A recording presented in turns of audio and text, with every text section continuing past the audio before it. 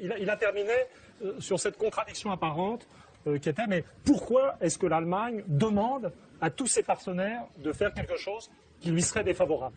Hein, j'ai bien compris.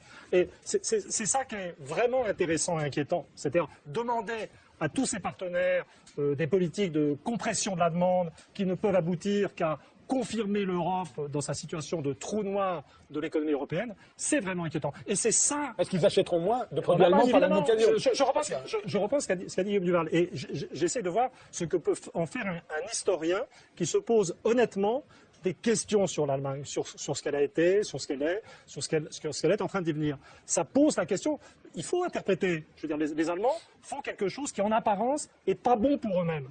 C'est pas la première fois qu'ils font ça. Mais il y a plusieurs interprétations possibles. Ça peut être du pur irrationnel, effectivement, cette espèce de mentalité d'autodiscipline et d'autopunition qui fait du bien. Je veux dire, il m'est arrivé d'être masochiste dans mon existence, pas en un sens sexuel, en un sens du travail. Et je peux comprendre les attitudes allemandes. Mais c'est un irrationnel. Ou alors, ça peut être, et je crois que c'est le plus inquiétant, ça peut être quelque part, je m'intéresse beaucoup, en fait, j'essaie de comprendre ce que sont les attitudes du patronat allemand derrière Angela Merkel. Parce que moi, je pense que c'est le patronat allemand qui est aux commandes, en fait, du système. Et ben, ce qui